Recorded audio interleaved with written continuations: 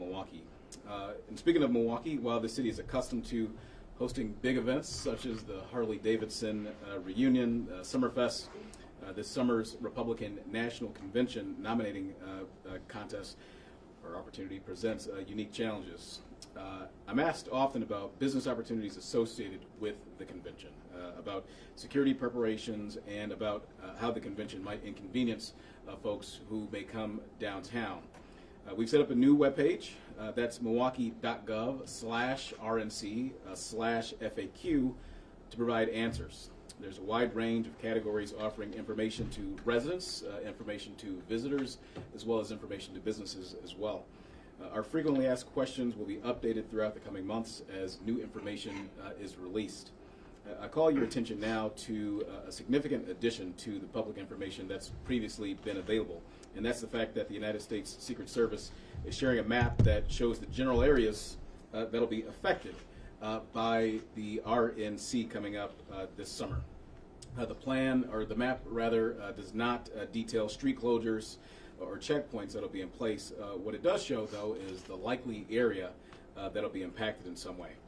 The area is generally Cherry Street, south of Cherry rather, west of Water Street, north of Clybourne Street, and east of 9th Street. So I repeat that again. The area is generally south of Cherry, west of Water, north of Clybourne, and east of North 9th Street. Closer to the convention, when the plan is finalized, we'll share more information about the multi-layered buffer that'll be in place within that perimeter that I just showcased to you. Of course, now I want there to be a safe convention this summer in Milwaukee. At the same time, downtown Milwaukee will be open for business, and it'll be open for entertainment as well. There's lots of preparation that's underway to make sure that everything runs smoothly throughout the convention, and I'm pleased about how all this is coming together. I really, really am. I want to thank the partners, and there are literally too many partners for us to be able to name here today, who are involved in getting Milwaukee ready to welcome the tens of thousands of people who will come to our city this summer. We're ready to show that Milwaukee is a city that is ready for the next stage, ready for the next chapter, as we welcome people literally from all over the country, literally from all over the world, and we showcase Milwaukee to that same audience across the entire country and across the entire world. And with that, I'm happy to have a couple questions. Mayor, what actually happens within this security perimeter? Like, what are the restrictions that are going to be in place? Can you give us just a general idea? Yeah. So in the Secret Service, I'll hold the map up again so folks are able to see that. But the Secret Service will highlight exactly what the parameters will be in terms of access. This is about access. So much like the planning that we had with the DNC before that fell off, there's a softer zone, but then there'll be a harder zone on the inside where there will be certain restrictions, vehicle restrictions, access for folks with credentials and the like. The Secret Service will get more of the information to you when the time is ready. What about people who live in that area? Should they be concerned about? Yeah, so the Secret Service has already done outreach for businesses that operate in that area, as well as people who live in that area too, to make sure that there's plans for them to be able to get services, to be able to get in and out of their place of business or their residences. What about people just outside of that area? What should they expect? The people who are just outside of the map here? Yeah. The people who are outside the map, I think they should be able to function as they normally do. It's when you get into that. It's when you get into this perimeter that there will be some restrictions that they'll encounter if they're coming into the space where the RNC activities generally will be held. Do you know when this will be in place? Is it just over those days, excuse me, of the RNC, or is it the whole week? Like, when does that going to come? Yeah, I think I don't want to get ahead of the Secret Service, so we'll let them to get that information when they're ready to do that. Certainly, of course, over the week that the RNC is in town, possibly beforehand. I don't want to, again, get ahead of the Secret Service and what their plans are. Do you know when the Secret Service plans to reveal more of that information about actual checkpoints and hard inner perimeters? Certainly within the coming months here, as we get closer to the convention. I think they're still doing some finalizing about what exactly that's going to be. Again, this is a rough area for planning purposes, and we can expect that a lot of the convention activity will take place in this area, but this is still, sort of a rough draft in terms of where those lines will be. But the Secret Service will finalize that and get that information out to you. So just to clarify, there's no barriers actually around this area? There likely will be some in this area at some place, particularly when you talk about the hard zone on the inside. I don't have that information exactly right now. The Secret Service will get that information to you when it's time to do that. What about people who might be traveling to Milwaukee that week, not for the convention, who just want to, be in Milwaukee? Would you tell them just to be, aware of this, or maybe not to come to Milwaukee that week? Or Yeah, no, I mean, we would welcome people to come to Milwaukee. Of course, we do that all the time, and more people come to Milwaukee than any other place in the state. Taking a lot of pride in that. But we are hosting a national security event here, and folks ought to be cognizant of that fact. If you're going to Kansas City over the Super Bowl, right? You need to be cognizant of the fact that the Super Bowl is happening. There may be some issues relative to that. It's the same thing that's happening here in Milwaukee with the RNC. So just know your surroundings, know where you're going, know that there's a major national event that's happening in our city that week. To clarify the difference between the soft perimeter and the hard perimeter, people that aren't part of the convention uniform can still get inside that soft perimeter. That's different for that hard perimeter?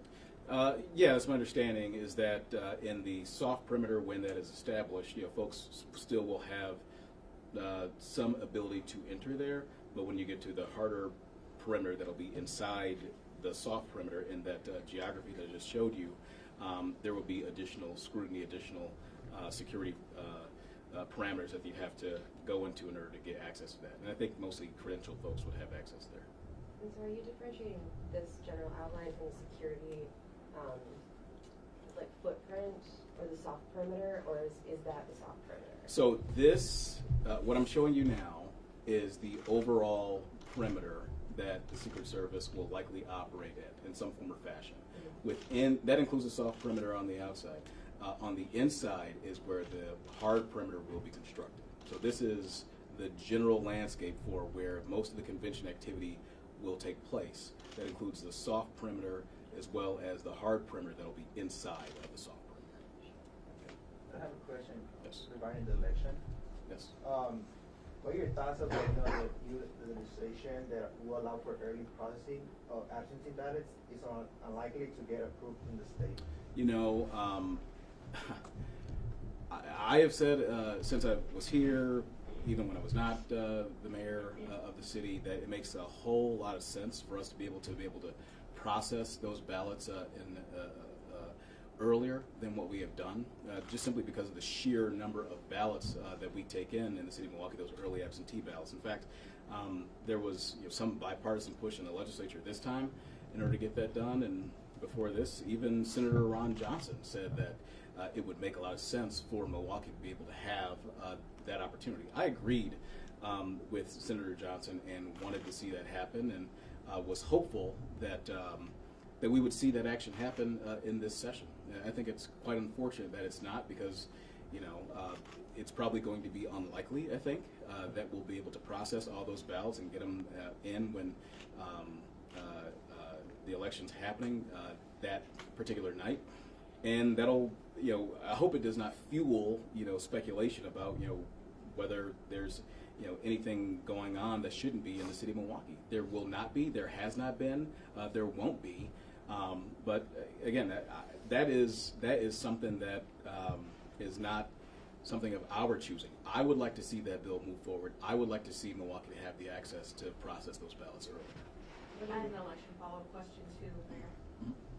How do you feel? Do you have any concerns with the MPS referendum that's going to be on the April ballot, given some of the results we saw last night from other towns that voted down the school referendums that they had? Yeah, I saw what happened in some of the other surrounding communities regarding these referendum questions that have been put forward to voters. I mean, look, the challenge here is that local governments, including school districts, and not just school districts, but municipal governments, and not just municipal governments and school governments, but higher education, all face challenges as it relates to the amount of support that we had previously received from state government. So at issue here, I think, is the fact that we all need to work to make sure that we solve the underlying problem.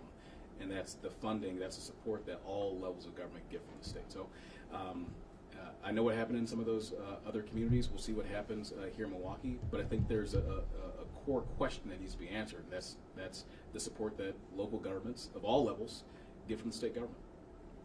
I have a question, Mayor Johnson. Do you have any new plans this year? Anything that's of your highest priority that you want to address? Yeah, you mean post-April? Yeah. Where I'm fortunate enough to be reelected? Yeah, I mean, public safety certainly is a challenge for us, and something that we have been addressing. Of course, we've seen crime drop because of some of our plans, I believe, and our partnership with neighborhood organizations, with citizens in Milwaukee, with nonprofit organizations and the like. 15% that first year overall. Homicides, motor vehicle theft, all those things dropped by double digits, beating national averages in 2023. Reckless driving we continue to address in Milwaukee with some of the changes we've made to our infrastructure. So that's very important. I want to see through our growing MKE zoning update that we're working on with the Department of City Development. I want to continue to invest in our homes MKE program, taking city-owned tax foreclosed properties, investing American Rescue Plan Act dollars in those properties, using many times minority developers to sell those properties at affordable rates to increase homeownership in neighborhoods. Of course, I mean, there's the RNC and telling that story about the great things that are happening in Milwaukee. I mean, there's no shortage of things that we want to work on. I've talked about wanting to establish an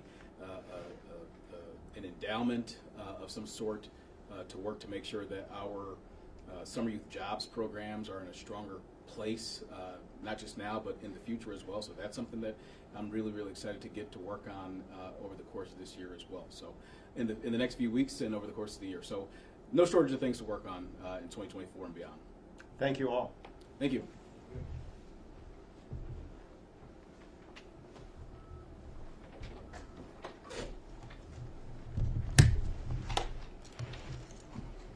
So everybody has the